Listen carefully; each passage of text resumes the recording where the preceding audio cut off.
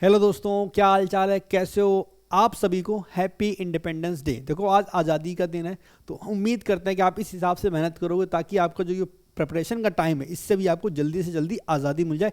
इसी हिसाब से आपको तैयारी करनी है। 9 सितंबर को आपके एग्ज़ाम शुरू होने वाले हैं। आज की वीडियो में बहुत इंपॉर्टेंट वीडियो है, आपको 5 गलतियों के बारे में बताने वाले हैं और ये गलतियां अगर आप नहीं करते हो तो यकीन करो आपका स्कोर 10 से 20 नंबर आप बड़े आराम से इंक्रीज कर सकते हो। नहीं तो अगर आपने ये मिस्टेक की तो एग्जाम में खुद ना खुद आपके 10 से 20 नंबर ज़रूर कम हो जाएंगे। हम गारंटी दे रहे हैं, क्योंकि ये छोटी छोटी चीज़ें होती हैं ना जिस पे इंसान उतना ध्यान नहीं दे पाता, क्योंककि हमें एक्सपीरियंस है, हमने ये सारी चीज़ें फेस कर रखी हैं ऑलरेडी।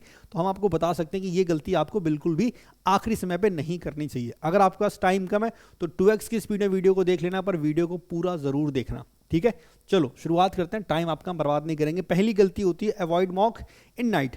अब जो रात वाले प्राणी हैं, जो रात में पढ़ाई करते हैं, दिन में सोते हैं, उल्टा करना शुरू करो। हमने पहले ही बोला कि भाई अब आप रात में मॉक टेस्ट नहीं अटेम्प्ट करोगे और कोशिश करो आप रात में नींद पूरी लो। सबसे पहला पॉइंट तो ये है कि अगर आप रात में जागते हो और दिन में सोते हो तो एग्जाम वाले दिन आपके ऊपर क्या आएगा कि आपको दिन में एग्जाम देना है। रात में तो एग्जाम होता नहीं है। दिन में एग्जाम दोगे तो वहां पे जाहिर सी बात आपको नींद आएगी ही आएगी। तो वो नींद से आपको बचना है। उसके लिए क्या करोगे, आप रात में सोना शुरू करो पहला, और दिन में मॉक टेस्ट देना शुरू करो। कुछ दिन बाद आपको पता चल जाएगा कि किस शिफ्ट में आपका पेपर होने वाला है। जब आपको ये पता चल जाए किस शिफ्ट में आपका पेपर होगा, उसी शिफ्ट में आपको मॉक टेस्ट को अटेम्प्ट करना। कहने का मतलब अगर आपको पता चलता है कि 2 बजे आपका पेपर होगा एसएससी सीजीएल का, तो आप फिर डेली 2 से 3 बजे तक मॉक को अटेम्प्ट करोगे। इससे पहला फायदा तो ये मिलेगा, आप रात में आपने सोना शुरू कर दिया तो दिन में आपकी एनर्जी ज़्यादा रहेगी, पहला। और दूसरा पॉइंट, आपका दिमाग इस सेम टाइम पर 2 से 3 बजे जिस टाइम पे आपको पेपर देना बहुत अच्छे से काम करेगा, वरना नींद से भरी रहती है लोगों की आंखों में। आप लोग नीचे कमेंट करके बताओ, जो लोग स्पेशली रात में मॉक टेस्ट को अटेम्प्ट करते हैं, आप लोग जब दिन में मॉक टेस्ट को अटेम्प्ट करते हो तो आपका स्कोर 5-7 नंबर कम आता है कि नहीं आता है। तो इस चीज़ का आपको बहुत ध्यान रखना है कि अब से रात में आप सोओगे, जागोगे नहीं, पहली बात। और दूसरा, दिन में ही मॉक टेस्ट को अटेम्प्ट करोगे, और वो भी जब आपका टाइम पता चल जाएगा आपको कि किस टाइम आपका पेपर होने वाला है, उसी टाइम मॉक को अटेम्प्ट करना। यकीन मानो इससे बहुत फायदा आपको मिलने वाला है। ठीक है, बाकी रात में हो सके तो 8 घंटे की नींद लेने की कोशिश करना। मतलब इतना मत करना कि बहुत बार होता है क्या ना, आखिरी टाइम बच्चा इतना ज़्यादा पढ़ने में लग जाता है कि रात में 2 घंटा, 3 घंटा, 4 घंटा सो रहा है। तो आप 6 से 8 घंटे ना लो, चलेगा, 6 घंटे की नींद तो ले लेना कम से कम, क्योंकि आखिरी टाइम पे अगर आपकी हेल्थ में कुछ दिक्कत आ गई तो फिर आपको बड़ी समस्या आएगी। तो मॉक टेस्ट को आपको अब से रात में अटेम्प्ट नहीं करना। अच्छा चलिए, अच्छा आगे बढ़े उससे पहले बता दें भाई आपको कि आज टेक्स्ट बुक की सेल का आखिरी दिन है। कल से इनके प्राइस 599 हो जाएंगे। तो भाई जब प्राइस बढ़ जाएगा तो क्यों ही आपको वेट करना। अगर आपके पास ये टेक्स्ट बुक का पास प्रो नहीं है तो आप ले लो। ध्यान रखना पास प्रो ही परचेस करना, और इसका प्राइस जो है वो 307 है।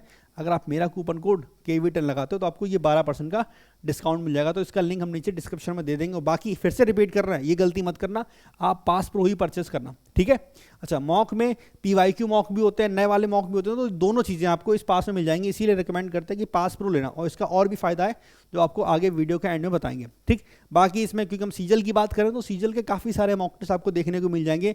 सीजल के अलावा अदर एग्जाम के भी मिल जाते हैं, तो एक बढ़िया डील आपके लिए रहेगी, सस्ते में मिल जाएगा। चलो रात में 12 बजे से पहले ले लेना। दूसरा है अवॉइड ओवर थिंकिंग। भाई ये बहुत बड़ी समस्या है। ओवर थिंकिंग ना ये बहुत बड़ी समस्या है, इससे आपको बचना है। अच्छा इसमें क्या क्या चीज़ें आती हैं, बहुत सारी चीज़ें आती हैं, मैं एक करके आपको एक्सप्लेन करते हैं। सपोज करो आपके नंबर आ रहे हैं 110। ठीक, अब आप यही सोच में पड़े हो कि यार 110 मेरे नंबर आ रहे हैं, मेरा कैसे सिलेक्शन होगा, कट ऑफ क्या जाएगा, फलाना ढिमकाना। आप इसमें पड़े हो, एकदम अपने आप को खुद ही डिमोटिवेट किए जा रहे हो। दूसरा बंदा ऐसा होगा जिसका ऑलरेडी 150 आ रहा है या 160 आ रहा है। अब वो क्या सोच रहा है कि यार मेरा 150 160 आ रहा है, मेरा तो हो ही जाएगा। तो ये बंदा है डिमोटिवेट, ये बंदा है ओवर कॉन्फिडेंट। समझे, तो इन दोनों कैटेगरी में आपको नहीं आना। आप इस कैटेगरी में हो या इस कैटेगरी में हो। अभी कोई नहीं जानता कि प्री का पेपर कैसा होगा। यकीन मानो हमने ऐसे लोगों को भी देखा जो 160 स्कोर करते थे मॉक टेस्ट में, पर प्री का पेपर नहीं निकाल पाए। तो ओवर कॉन्फिडेंट में भी नहीं होना। और बहुत बच्चे हमने ऐसे भी देखे थे जो 110 120 स्कोर करते थे और वो फाइनल सिलेक्शन ले गए। तो आपको इस ट्रेडिंग में भी नहीं आना कि ज़्यादा सोचना भी नहीं है। तो पहला तो इन दोनों लोगों को सोचना नहीं है, ना डिमोटिवेट होना है, ना बहुत ज़्यादा कॉन्फिडेंस से भर जाना है। अच्छा और भी लोग होंगे, किसी को पता है कि भाई इस बार कट ऑफ कम जाने वाला है। कुछ लोग सोच रहे होंगे कट ऑफ बड़ा कम जाएगा क्योंकि वैकेंसी ज़्यादा है। तो उनकी सोच क्या है कि वैकेंसी ज़्यादा है तो भाई हमें कम पढ़ाई करके मेरा काम चल जाएगा। ये भी नहीं करना। कुछ लोग ऐसे भी होंगे जो सोच रहे होंगे यार 36 लाख तो फॉर्म भर दिए गए इस बार, तो मेरा सिलेक्शन कैसे होगा 36 लाख में। हमने आपको एक स्क्रीनशॉट दिखाया था जिसने कहा था कि 0.0049% चांस है। समझ गए? तो कुछ लोग ऐसे भी होंगे जो सोच रहे होंगे कि 36 लाख में 17,000 सीट है तो क्या ही मेरा चांस बनेगा, तो ये भी ओवर थिंकिंग है, तो ये भी आपको नहीं करना। मेरी बात समझे? तो इन सारी चीज़ों से आपको बहुत दूर रहना। कुछ लोग ऐसे भी होंगे जो ये बोल रहे होंगे कि भैया आपने बोला कट ऑफ 140 के आसपास जा सकता है, कट ऑफ थोड़ा कम रहेगा, पर 2023 वाले बच्चे जो मतलब जिनका कोर्ट केस चल रहा है वो लोग भी पेपर देंगे तो फिर तो यार कट ऑफ बढ़ जाएगा। तो ये इतनी सारी चीज़ें आपके दिमाग में चल रही होंगी, क्योंकि देखो हमें पता है अगर आपने पिछले 6 से 8 महीने तैयारी की है तो आपके दिमाग में डर तो होगा, जो तैयारी करता है डर उसी को लगता है, और जब डर लगेगा तो आप बहुत सारी चीज़ें सोचना शुरू कर दोगे। तो इसलिए जितना हम बता रहे कि कुछ भी हो जाए ज़्यादा ओवर थिंकिंग नहीं करनी। अब इससे बचेंगे से, ये सारे पॉइंट्स मैंने बता दिए, इसके अलावा और भी चीज़ें आपके दिमाग में चल रही होंगी कि यार मेरे नंबर इतने आ रहे हैं, सामने वाले के इतने नंबर आ रहे हैं, यार हम उस टीचर से पढ़े या इससे पढ़े, बहुत सारी चीज़ें आपके दिमाग में चल रही होंगी इसमें, क्योंकि डर लगता है। ठीक है, डर लगता है, एग्जाम है भाई, छोटी बच्चों वाली चीज़ नहीं है, एग्जाम है, डर लगता है, सबको लगता है, चाहे टॉपर हो या लास्ट बच्चा जो जिसका सिलेक्शन नहीं होगा वो बच्चा हो, इन दोनों को डर लग रहा होगा इस समय। जो तैयारी कर रहा है उसकी बात कर रहे हैं, जो तैयारी नहीं कर रहा उसे काएगा डर। अच्छा, इससे बचना कैसे है? तो इससे बचने का सबसे अच्छा जुगाड़ तरीका ये है कि आप अपना टाइम टेबल को सेट करो। मतलब सुबह होने से पहले आपको पता होना चाहिए कि आपका टाइम टेबल क्या है, आपको दिन भर में पढ़ना क्या है। तो अपने आप को अगर आप बिजी रखोगे ना तो ये इन चीज़ों से थोड़ा सा बचते रहोगे। कहने का मतलब आपको अगर ये पता है कि सुबह से लेकर रात तक आपको पढ़ना क्या है, मैथ में, इंग्लिश में, जीके में, रीजनिंग में, तो ये चीज़ों से आप थोड़ा सा बच पाओगे। क्योंकि अगर आपका कोई एक प्लान है ना कि आपको आज क्या पढ़ना, अगले 1 हफ्ते में क्या पढ़ना और अगले 20 दिन में क्या पढ़ना, अगर ये प्लान आपके पास है तो यकीन करो उससे फ़ायदा ये होता है कि आपको पता है कि मैं अगर इतनी चीज़ें हमने कंप्लीट कर ली, तो उससे क्या हमें मतलब टेंशन लेने की जरूरत नहीं। अगर मैं जो मेरा टारगेट है इतना हम कंप्लीट कर लेते तो मैं एग्जाम में अच्छा परफॉर्म करेंगे। तो एक भरोसा होना चाहिए खुद के ऊपर। बाकी एक टेबल बनाना खुद के डेली बेसिस पे बना सकते हो, वीकली बेसिस पे बना सकते हो, या रिमेनिंग डेज की बना सकते हो कि एक इस टाइप से आपने टेबल बना ली। ठीक है, अगर मान लो आप सपोज करो रिमेनिंग डेज की बना रहे हो, तो जैसे मान लो ये आपका आज का दिन है, सपोज करो ये है 15 अगस्त, फिर 16 अगस्त, फिर 17 अगस्त। आप 15 अगस्त पे आए, आपने दिन भर पढ़ाई की थी, जब रात में सोने जा रहे हो तो आपने इसको क्रॉस किया कि भाई आज का दिन खत्म हो गया और ये सक्सेसफुली हमने कंप्लीट किया। ये चीज़ बहुत ही छोटी सी है, लेकिन यकीन करो ये करके देखना आपको बहुत फायदा मिलेगा इससे। फिर अगले दिन आपने इसको कंप्लीट किया, फिर आपने स्क्रीन पर क्रॉस कर दिया कि ये दिन भी कंप्लीट हो गया। धीमे धीमे आप एक एक दिन कंप्लीट होते जा रहे हैं। इससे पता फायदा क्या होगा, एक प्रेशर आएगा आपके ऊपर कि यार हमें डेली बेसिस पे इस टारगेट को कंप्लीट करना, जो भी हम करते चले जा रहे हैं। और जब ये प्रेशर को आप आएगा, जाहिर सी बात है, तो आपका और ज़्यादा मन लगेगा, नहीं है जल्दी करना है, कंप्लीट करना है, ये आपके अंदर से आएगा। ठीक है, दूसरा जब आप इसको क्रॉस लगाओगे तो एक अंदर से सुकून भी आएगा कि यार हमने 15 अगस्त के दिन को पूरी तरह से यूज़ कर लिया, मतलब हम सही ट्रैक पे जा रहे हैं। हमने 16 अगस्त को सही से यूज़ कर लिया, हम सही ट्रैक पे जा रहे हैं। हमने 17 अगस्त को सही से यूज़ कर लिया, हम सही ट्रैक पे जा रहे हैं। तो एक कॉन्फिडेंस भी आएगा कि यार हमने सारी चीज़ें जो प्लान की थी उसके अकॉर्डिंग कर रहे हैं, तो उम्मीद है मेरा एग्जाम अच्छा होगा, सब कुछ सही चल रहा है। समझे मेरी बात? तो इन चीज़ों का आपको बहुत ध्यान रखना है। तो इस तरह आप ओवर थिंकिंग से बच सकते हो। आपके पास पूरा टाइम टेबल है। अच्छा, ये तो हमने महीने का बता दिया जी, रिमेनिंग डेज का। आप दिन का भी बना सकते हो कि भाई आज मैं मैथ में ये पढ़ना है, इंग्लिश में हमें ये पढ़ना है, रीजनिंग में हमें ये पढ़ना है। मैथ हो गया, टिक मार दो, इंग्लिश हो गया, टिक मार दो, रीजनिंग हो गया, टिक मार दो। तो खुद को जब तुम बिजी कर लोगे तो ये चीज़ें थोड़ी सी कम हो जाएंगी। बाकी हाँ, ये दिमाग में चलता रहेगा, लेकिन जितना हो सके उसे इतना कम करने की कोशिश करना। वरना अगर 110 नंबर आ रहे हैं, ये बच्चा सोचता रहेगा ना कि यार मेरा होगा कि नहीं होगा, यकीन करो वो यहीं पे रह जाएगा और बाकी बच्चे आगे निकल जाएंगे। और जो बच्चा 150 160 पे, वो अगर ओवर कॉन्फिडेंस में हो चला गया एक बार, तो फिर भाई जाहिर सी बात है एग्जाम में मार्क्स कम भी हो जाते हैं लोगों के। ठीक है, चलो, तो ओवर थिंकिंग आपको बिल्कुल नहीं करनी है, बहुत ध्यान रखना है इस चीज़ का। पॉइंट नंबर 3, जो हमारी गलती नंबर 3 है, अवॉइड करना है नई ट्रिक्स को। ट्रिक्स की बात करें तो ये स्पेशली मैथ में बहुत ज़्यादा होता है। क्या कि कोई नया सवाल आपको दिखाई पड़ा, सपोज करो कोई PYQ क्वेश्चन था, आपको दिखाई पड़ा। अब आप क्या कर रहे हो, उसमें कोई ट्रिक या कोई नया फॉर्मूला ढूंढ रहे हो ताकि उसका आंसर आपका जल्दी आ जाए। ये नहीं करना। ये करोगे ना, यकीन करो सिर्फ अपना टाइम खराब करोगे। क्योंकि एग्जाम में सच्चाई एग्जाम की होती है कि वहाँ पे नई चीज़ें काम नहीं आती। देखो सिलेक्शन पता है, SSC CGL एक ऐसा एग्जाम है जहाँ पे प्री हो या मेंस, सिलेक्शन उस बच्चे का होता है, प्री उसका निकलता है, मेंस उसका निकलता है जो लगातार काफ़ी लंबे टाइम से मेहनत करता चला आ रहा है।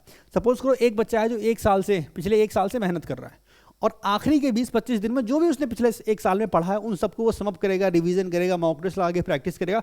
सब कुछ करने के बाद फिर वो एग्जाम देने जाएगा। तो अगर देखा जाए आखिरी के जो 20 से 25 दिन हैं, जो आखिरी के 20 से 25 दिन उसके होते हैं, ठीक है। तो इन 20 से 25 दिन में उसने कुछ नया नहीं किया, उसने कुछ नया नहीं पढ़ा, उसने जो पिछले 1 साल में पढ़ा था उसी को कंप्लीट किया, चारों तरफ से समेट के बस रिवीजन किया, प्रैक्टिस की है, तो कुछ नया नहीं सीखा। तो मैथ के केस में हमेशा ट्रिक के पीछे नहीं भागना। अगर आप ट्रिक के पीछे भाग रहे हो तो यकीन करो आप गलत डायरेक्शन में जा रहे हो सकता है किसी एक ट्रिक से कोई सवाल 2 सेकंड में हो जाए, लेकिन इस बात की बहुत ज़्यादा चांस होगा कि उस जो सवाल आपने 2 सेकंड में किया है सिर्फ वही सवाल 2 सेकंड में होगा।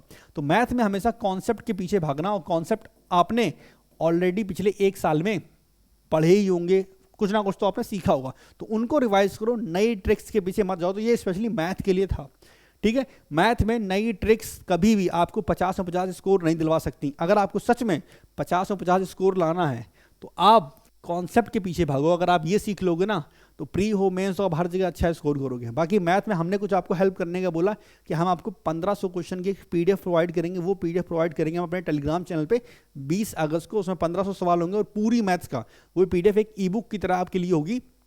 यहाँ पर डेली बेसिस पे आप 100 सवाल लगाओगे और 15 दिन में उसे खत्म करोगे, तो एग्जाम में आपका अच्छा रिवीजन हो जाएगा। तो उसके लिए 20 अगस्त का वेट करना। बाकी मैथ में ट्रिक से बच के रहना। अच्छा, एक ये और पॉइंट है, ये सेम लग रहा होगा पर सेम बिल्कुल नहीं है। Avoid try new things. देखो भाई, नई चीज़ों को ट्राई करने से आपको बचना होगा। जैसे इसमें क्या क्या, इसमें ये भी बहुत बड़ा टॉपिक है, ऐसा नहीं छोटी सी एक लाइन लिखी है, बहुत सारी चीज़ें इसमें आती हैं। जैसे सबसे पहले हम बात करते हैं मॉक की। सबसे पहले हम मॉक की बात करते हैं। मॉक टेस्ट में जब भी आप मॉक को अटेम्प्ट करते हो तो आपका कुछ एक पैटर्न होगा। सपोज करो आपका पैटर्न ऐसा, हम अपना पैटर्न आपको बताते हैं कि हम कैसे ट्राई करते थे। हम सबसे पहले मैथ को करते थे, फिर अपना जीके को, फिर इंग्लिश को, और फिर लास्ट में रीजनिंग को। ये मेरा सीक्वेंस था। और ये सीक्वेंस बहुत टाइम के बाद हमें पता चला था, मतलब हमने एक्सपेरिमेंट किया कि हमने कभी रीजनिंग को ऊपर रखा, कभी मैथ को नीचे किया, कभी जीके से शुरुआत की, कभी इंग्लिश से शुरुआत की। तो ये सब करके हमने एक अपना पैटर्न बना लिया कि यार अगर हम मैथ से शुरुआत करते हैं और रीजनिंग पे एंड करते हैं तो हमें टाइम मिलता है। मतलब हमने शुरुआत के 15 मिनट में मैथ को खत्म कर दिया, 2-3 सवाल छोड़ के बाकी सारे 15 मिनट में कर लिए। फिर हम जीके को अगले 3 मिनट में खत्म करेंगे, इंग्लिश को भी 6 से 7 मिनट में खत्म करेंगे, और फिर अगले 15 मिनट हम रीजनिंग को देंगे। और जो टाइम मेरा बच गया उसमें हम पूरा मॉक फिर से ट्राई करेंगे। मान लो इसमें मैथ में 2-3 सवाल छूट गए या रीजनिंग में 2-3 सवाल छूट गए, तो इनको ट्राई करेंगे और मेरा मॉक कंप्लीट हो जाएगा।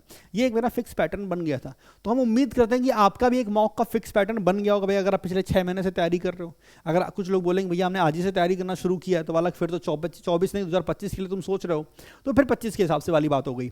तो अगर जो बच्चा 2024 का पेपर देने जा रहा होगा तो उसने एक पैटर्न बनाया होगा अपना। आपका पैटर्न ऐसा भी हो सकता है और इससे थोड़ा सा अलग भी हो सकता है। मैथ की जगह इंग्लिश आपकी पहले हो सकती है, कोई दिक्कत नहीं, वो सबका अलग अलग होता है। ऐसा नहीं पत्थर की लकीर नहीं कि हम अगर मैथ से शुरुआत करें तो आप भी मैथ से शुरुआत करो।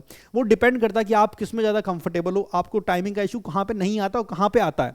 उन सबको देखते हुए कि आपने अपना एक पैटर्न बनाया होगा, तो अब उस पैटर्न में छेड़छाड़ मत करना, अब उस पैटर्न में छेड़छाड़ नहीं करना। तो नई चीज़ें ट्राई मत करना। होता क्या ना कि आखिरी के टाइम पे आपके दिमाग में ये नहीं आना चाहिए कि हम ऐसा क्या कर दें जो बाकी कोई ना कर पाए, कुछ अनोखा हो जाए। तो नहीं, ऐसा कुछ नहीं होता। सिलेक्शन आखिरी का 1 महीना नहीं कराता, सिलेक्शन कराता है इससे पहले जो आपने पढ़ा सिलेक्शन वो करवाता है। आखिरी का 1 महीना तो उन चीज़ों को कंप्लीट करने में, आसपास जोड़ने में लग जाता है। तो पहली बात तो आ गई मॉक टेस्ट की। दूसरी बात करें बैच की, ठीक है। तो मॉक टेस्ट में आपको समझ में आ गया कि भाई कुछ भी नया ट्राई नहीं करना, जैसे आप मॉक टेस्ट देते चले आ रहे हो वैसे ही देने। अच्छा, इसमें एक मॉक टेस्ट आप PYQ को देना और एक नया वाला देना, ठीक है। इन दोनों को मिक्स करते हुए करना। मॉक टेस्ट के बाद अभी आखिरी में और करेंगे, चिंता ना करो, ठीक। बैच की बात करें, कोई नया बैच लेने की जरूरत नहीं। कुछ लोग होते हैं जो आखिरी टाइम पे कोई VOD ले लिया कि 20 दिन में हम VOD खत्म कर देंगे, या हम ये कर लेंगे, या टीचर चेंज कर देंगे, या नई किताब ले लेंगे। तो ये सब करने की ज़रूरत नहीं है। बैच या बुक ये सब करने की ज़रूरत नहीं। हाँ, आप कोई यूट्यूब की सीरीज़ फॉलो कर सकते हो जो हाल ही में शुरू हुई हो, या फिर जो 10-15 दिन में रिवीजन करवा रहे हो, वो अलग चीज़ हो गई। लेकिन कंप्लीट वीडियोस देखना अब पॉसिबल नहीं है। हाँ, अगर आपने ऑलरेडी किसी का बैच ले रखा है और ऑलरेडी किसी किताब से पढ़ रहे हो तो उसे आप कंप्लीट करो, उससे मना नहीं कर रहे।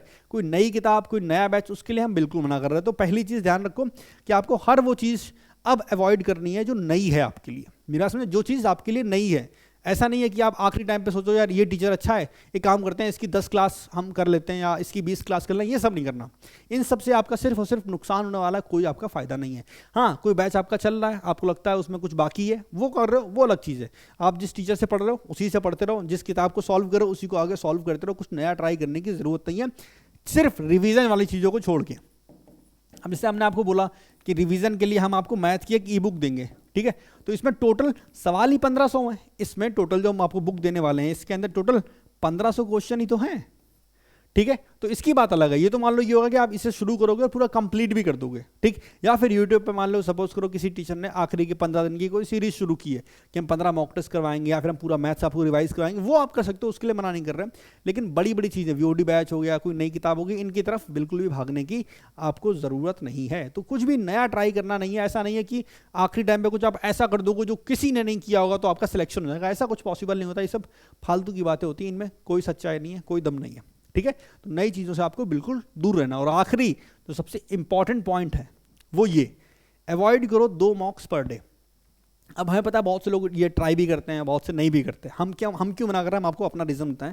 देखो मॉक्स ज़रूरी हैं, हमने हमेशा बोला कि डेली मॉक टेस्ट आखिरी एक महीने में बहुत ज़रूरी हो जाते हैं, बिल्कुल सही है। लेकिन अगर 2 मॉक की बात करें ना तो इससे उतना फ़ायदा आपको नहीं होगा। देखो ऐसा है, आपने एक मॉक दिया, आपने एक मॉक लगाया, ठीक है, तो इसमें आपका 1 घंटा चला गया। बाय द वे हम हमेशा रिकमेंड करते हैं कि मॉक को आप 55 मिनट में ट्राई करो, ठीक है। ये ट्राई करना आपको फ़ायदा मिलेगा, भले आखिरी के 20 दिन में ट्राई करोगे तब भी फ़ायदा मिलेगा, पर करना ज़रूर। अच्छा, एक मॉक को आप 1 घंटे में अटेम्प्ट करते हो। एक बात, तो इसका एनालिसिस अगर करोगे, इसका एनालिसिस करोगे तो कितना भी जल्दी करोगे 1 घंटा तो लग ही जाएगा, कम से कम बताना है, ज़्यादा भी लग सकता है किसी को। तो 2 घंटे आपके इसमें चले गए, 2 घंटे आपके इसमें चले गए, ठीक है। अच्छा, 2 घंटे जाने के बाद अब जाहिर सी बात, आप सिर्फ मॉक टेस्ट तो दिन भर में लगा नहीं रहो, आप रिवीजन भी करोगे, आप प्रैक्टिस भी करोगे। भाई आप रिवीजन भी तो करोगे। रिवीजन किसका करोगे, मान लो इंग्लिश की वोकैब हो गई, जीके के नोट्स हो गए, मैथ के फॉर्मूला हो गए, रीजनिंग में कुछ चीज़ें आपको ऐसा लगता था ये चैप्टर में आखिरी में करेंगे, वो हो गया। अच्छा, इसके अलावा आपको लगता है कि यार हमें प्रैक्टिस और ज़्यादा करनी है, मान लो हमने सपोज करो जो बुक आपको प्रोवाइड की हो 1500 क्वेश्चन वाली, आप वो भी प्रैक्टिस करोगे। हो सकता है आप सेक्शनल टेस्ट अलग से लगा रहे हो, वो भी हो सकता है। इंग्लिश में मान लो हो सकता है आप मिसलिनियस प्रैक्टिस कर रहे हो, जीके में हो सकता है आप डेली बेसिस पे 100 क्विज 200 क्विज लगा रहे हो, तो ये सारी चीज़ें भी तो आप करोगे। तो रिवीजन भी होगा, प्रैक्टिस भी होगा। तो हमें ये बताओ, अगर दिन में आप 2 मॉक लगाए तो इसका मतलब 4 घंटे तो आपके इसी में चले गए, 4 घंटे तो आपको इसी में चले गए। तो फिर आप बाकी चीज़ें कब करोगे। तो ज़्यादा मॉक लगाने से फ़ायदा नहीं होता, ध्यान रखना, फ़ायदा होता है उसका ज़्यादा एनालिसिस करने से। हाँ, वो लोग 2 मॉक ट्राई कर सकते हैं, वो लोग 2 मॉक ट्राई कर सकते हैं जिनके पास रिवीजन और प्रैक्टिस करने को है नहीं। मतलब अगर हम बात करें, उन लोगों के लिए 2 मॉक सही होते हैं। जैसे एग्जाम्पल के लिए मान लो हमें सपोज करो हमें पेपर देना है, ठीक है, हमें पेपर देना है, तो ऑलरेडी मेरी सारी चीज़ें कंप्लीट है, हमने सिलेबस बहुत पहले किया हुआ है, तो आखिरी टाइम पे मेरे लिए मॉक बेस्ट है। तो हम 2 क्या, हम तो 3 भी लगाएंगे, मेरा फ़ायदा उसमें। लेकिन जो प्रॉपर तैयारी कर रहा है पहली बार दूसरी बार, उनके लिए हम ये बोलेंगे कि भाई एक मॉक लगाया आपने 1 घंटा आपने उसका एनालिसिस किया, 2 घंटे आपके खत्म हो गए। अगले 6 से 8 घंटे जो आप पढ़ाई करोगे वो इस मॉक के बेसिस पे करोगे। देखो जब मॉक का एनालिसिस आप करोगे तो 3 चीज़ें निकल के आती हैं। पहला वो सवाल जो सारे सही होते हैं, दूसरा वो जो सारे गलत होंगे, और तीसरा वो जो आपने स्किप किए होंगे। 3 टाइप के सवाल बनते हैं मॉक में। भाई 100 सवाल अटेम्प्ट किए, कुछ सही होंगे, कुछ गलत होंगे, और कुछ आपने स्किप कर दिए होंगे। तो सबसे पहले आ जाते हैं सही वाले पे। इसमें चेक क्या करना है, सबसे पहले जो सही सवाल है उसे भी चेक करना होता है एनालिसिस करते टाइम। भाई 1 घंटा टाइम क्यों लगता है, इसीलिए लगता है कि आपको हर एक सवाल 100 का मतलब 100 के 100 सवाल को चेक करना है। सबसे पहले चेक ये करना है कि जो आपने सवाल सही किया क्या वो सच में आपको आता था या तुक्का मार के किया। तो अगर तुक्का मार के किया फिर तो वो इन दोनों की कैटेगरी में आ गया, तुक्का अगर मारा है। अगर लेकिन आपको आता था फिर तो बहुत अच्छी बात है, वो चीज़ आपको आती है। लेकिन क्या उस सवाल को आपने सही समय पे किया। कहने का मतलब है अगर मैथ का कोई सवाल 15 सेकेंड में होना था, ठीक है, और आपने उसमें 1 मिनट लगा दिया, आपने उसमें 1 मिनट लगा दिया लेकिन सही कर दिया, तो वो सही गलत सब बेकार होगा, क्योंकि इस सही करने के चक्कर में शायद आपके 2-3 सवाल छूट गए होंगे। मेरी बात समझे। तो सिर्फ ये नहीं देखना कि सही है, सही तो है पर क्या सही टाइम पे आपने किया था। अगर मान लो आपको 15 सेकंड लगे बहुत अच्छी बात है, लेकिन अगर मान लो आपको 1 मिनट लग गया तो उस केस में आप क्या बोलोगे कि यार 1 मिनट लगा मतलब हमें इस चैप्टर को अच्छे से प्रैक्टिस करने की, रिविजन करने की ज़रूरत है। तो जो बचा हुआ टाइम है आप क्या करोगे, उस चैप्टर को रिवाइज करोगे। अब क्योंकि ये तो सिर्फ एक सवाल की बात होगी। भाई मैथ में 25 सवाल होते हैं, हमने मान लिया 5 सवाल आपके गलत निकले। आपको लगता है कि हमें उन 5 चैप्टर में ज़्यादा मेहनत करने की ज़रूरत है, तो भाई उन 5 चैप्टर में मेहनत करने के लिए टाइम आपको एक्स्ट्रा चाहिए, तो वो टाइम यहाँ है। तो अगर आप सिर्फ मॉक ही देते रह जाओगे तो ये बताओ हमें आप एनालिसिस कब करोगे। एनालिसिस करने के बाद जो रिवीजन वाला पार्ट, हम बोल रहे हैं एनालिसिस नहीं, रिवीजन और प्रैक्टिस वाला पार्ट है, वो कब करोगे, क्योंकि वो भी तो ज़रूरी है। स्कोर सिर्फ मॉक टेस्ट देने से नहीं बढ़ता। स्कोर अगर आपको बढ़ाना है ना तो मॉक आपने दिए, पहला काम किया, मॉक का एनालिसिस किया, दूसरा काम किया। अब एनालिसिस करने के बाद उस पर मेहनत करनी है। भाई 200 में आपका स्कोर आ गया 125 नंबर, तो ये तो अच्छी बात है। अब 75 नंबर नहीं आए थे, तो जब आप इन 75 मार्क्स पे मेहनत करोगे तभी तो आपका स्कोर बढ़ेगा। मान लो सपोज करो इसमें से 5 सवाल ऐसे थे जो आपके प्रॉफिट एंड लॉस से थे, मतलब 5 नंबर के सवाल प्रॉफिट एंड लॉस से थे मान लो, 5 नंबर के तो नहीं आते हैं, रैंडम बोला, 6 मान लो, चलो 6 नंबर के सवाल प्रॉफिट एंड लॉस से थे। अगर आपने 2 दिन मेहनत करके प्रॉफिट एंड लॉस का रिवीजन कर लिया, उसे अच्छे से सीख लिया, उसकी प्रैक्टिस कर ली, तो ये 6 नंबर आपको यहाँ मिलेंगे कि नहीं मिलेंगे? तो आप बोलो अब स्कोर आपका 131 हो गया कि नहीं हो गया? ये चीज़ें इतनी आसान नहीं होती, मतलब मार्क्स फ्लक्चुएट भी करते हैं, लेकिन एक आपको सीधा रोड मैप बता रहे हैं कि मॉक का स्कोर बढ़ेगा कैसा आपका, समझे? इसी तरह आप गलत वाले सवालों को आगे, अब जो सवाल गलत आपका है उसमें भी 2 कैटेगरी, एक तो आपको बिल्कुल आता नहीं था, आपने कुछ और सोच के किया और आपका गलत हो गया, वो तो आपको ट्राई करना ही करना। इसके अलावा कुछ सवाल ऐसे भी होंगे जो सिली मिस्टेक की वजह से गलत हुए। भाई सिली मिस्टेक भी तो आपसे हुई होंगी, तो सिली मिस्टेक की वजह से कुछ सवाल गलत हुए होंगे कि नहीं हुए होंगे, तो उन्हें भी आपको देखना है कि भाई क्या हो, ऐसा तो नहीं कि 2 दूनी 4 की जगह हमने 6 लिख दिया। तो इससे कैसे टैकल करना है हमें ये भी देखना पड़ेगा। फिर आते हैं स्किप करने वाले सवालों की तरफ। स्किप करने में भी 2 कैटेगरी आ गई। अब पहला तो ये कि आपको आता ही नहीं था, तो उसे तो देखना ही देखना है। एक कैटेगरी ये भी आती है कि ऐसा तो नहीं किसी सवाल में आपने ज़्यादा टाइम दे दिया, या गलत वाले सवाल में किसी सवाल में आपने ज़्यादा टाइम दे दिया, उस वजह से इस सवाल को आप देख ही नहीं पाए। बहुत लोग ऐसे होते हैं जो 100 क्वेश्चन है, लास्ट में बोलते भैया हम सिर्फ 95 देख पाए। अब उसमें हुआ क्या, 95 क्वेश्चन देख पाए, वो 5 देख ही नहीं पाए। वो सवाल कैसे थे? तो मतलब उनका पेपर तो 190 नंबर का ही अटेम्प्ट वो कर पाया। पहली चीज़, हो सकता है आखिरी के जो 5 सवाल थे वो जीके से हों, हो सकता है वो इंग्लिश से हों, जिन्हें अटेम्प्ट करने में शायद उन्हें 20-25 सेकंड और लगते, लेकिन क्योंकि उन्होंने अपना टाइम मैनेजमेंट इस हिसाब से किया था कि भाई वो सब बेकार हो गया और वो सिर्फ 95 क्वेश्चन ही अटेम्प्ट कर पाया। मेरी बात समझे? तो इसीलिए बोला था मॉक का एक आपका टाइम टेबल होना चाहिए, एक रूटीन होना चाहिए कि किस टाइम में आप किस चीज़ को कैसे अटेम्प्ट कर रहे हो। मेरी बात समझे? तो ये चीज़ें आपको ध्यान रखनी, तो इसीलिए हम बोले 2 मॉक्स अभी अवॉइड ही कर सकते हो आप। हाँ, अब आपका सब कुछ कवर है, आपका रिवीजन ऑलरेडी पूरा हो रखा है, प्रैक्टिस ऑलरेडी आप कर चुके, फिर आप 2 मॉक लगा सकते हो, कोई इशू नहीं है बिल्कुल, क्योंकि सब आपका कंप्लीट, आपको थोड़ा बहुत टाइम देना पड़ा रिवीजन प्रैक्टिस में। लेकिन अब आपका रिवीजन हुआ नहीं है सही से, आपकी प्रैक्टिस हुई नहीं, आपको लगता है सिलेबस तो काफ़ी बाकी है पढ़ने के लिए, रिवाइज करने के लिए, तो उस केस में क्या होगा, ये 2 मॉक आपके लिए सरदर्द बन जाएगा। आप 2 मॉक तो लगाओगे, लेकिन हम गारंटी दे रहे हैं क्योंकि आपको रिवीजन करना है और फिर भी आप 2 मॉक लगा रहे हो, तो उस केस में आप करोगे क्या, आपने पहला मॉक लगाया, फिर आप दूसरा मॉक लगाओगे और लेकिन दोनों का एनालिसिस अच्छे से नहीं करोगे, या फिर करोगे तो 1 घंटे में आपने दोनों को घसीट दिया। तो मॉक टेस्ट का फायदा सिर्फ तब होता है जब आप उसका प्रॉपर एनालिसिस करो। अगर एनालिसिस नहीं करोगे तो यकीन करो वो मॉक टेस्ट किसी काम का रह ही नहीं जाएगा, वो बेकार हो गया।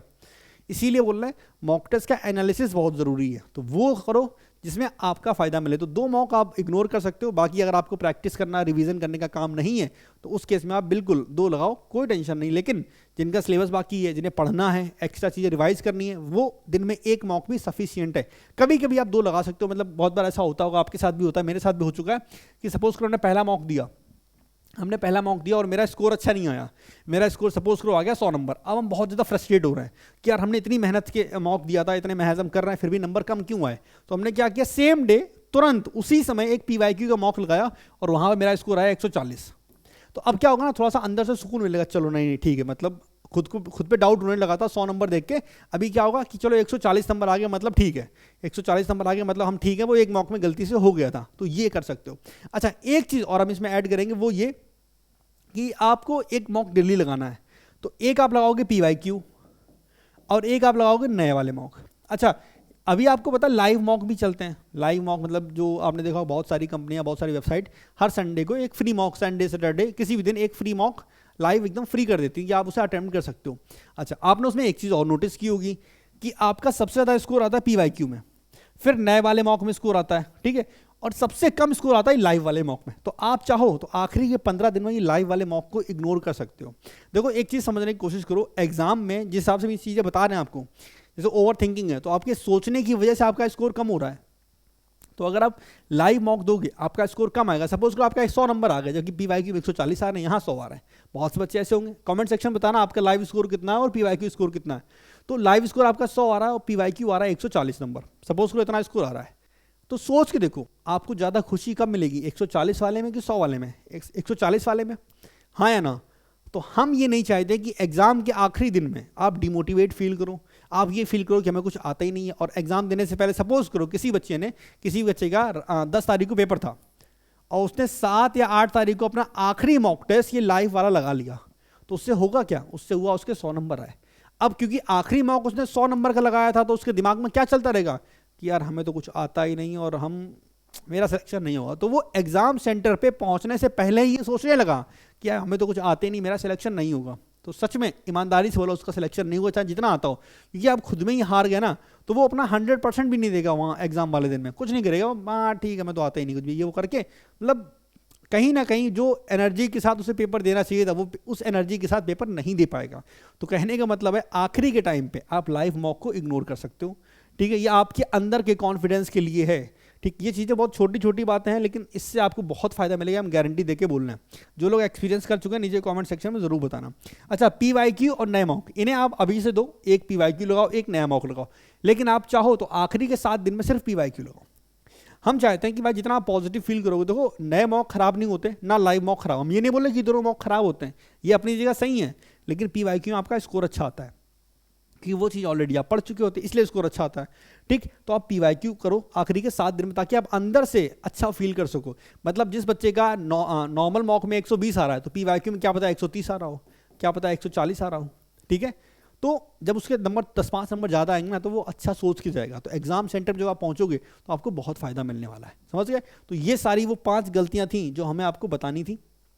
बाकी इन 5 गलतियों को भूल कर भी आपको नहीं करना, मतलब ये चीज़ें अवॉइड करने की कोशिश करना, क्योंकि इससे आपका गारंटी बहुत फायदा होने वाला है, ठीक है। बाकी मेरा टेलीग्राम चैनल ज्वाइन करना, जो हम आपको 1500 क्वेश्चन की बुक बता रहे हैं, ई बुक जो बता रहे हैं आपको हम, ये जो ई बुक बताई हमने आपको 1500 क्वेश्चन की, ठीक है, ये ई बुक, ठीक, ये हम इसी अपने Kanpur law Vikrant Telegram channel पर ही अपलोड करेंगे, तो इसे ज़रूर ज्वाइन करना, इसका लिंक हम नीचे डिस्क्रिप्शन में दे देंगे, ठीक है। बाकी अगर आपको मैथ्स में किसी चैप्टर में दिक्कत हो रही है, तो आप मेरी ये वीडियोस देख सकते हो, मेरा सेकंड यूट्यूब चैनल है मैथ्स वाला विक्रांत, वहाँ पे हमने लगभग कंप्लीट मैथ्स करवा रखा है। एक हमारी 75 डेज़ की सीरीज़ है, उस सीरीज़ को प्लेलिस्ट बना रखी है, लाइव क्लासेस होती हैं, प्लेलिस्ट बना रखी है। तो एक क्लास से लेके जो 2025 वाले बच्चे हैं उनके लिए बोल रहे हैं, क्लास 1 से लेके एंड तक आप पूरा देखोगे, आपको कोई पेड बैच लेने की ज़रूरत नहीं, हम जितना वहाँ करवा दिए हैं वो सफिशियंट है, वो कर लो, बुक से प्रैक्टिस कर लो, बस काफ़ी है।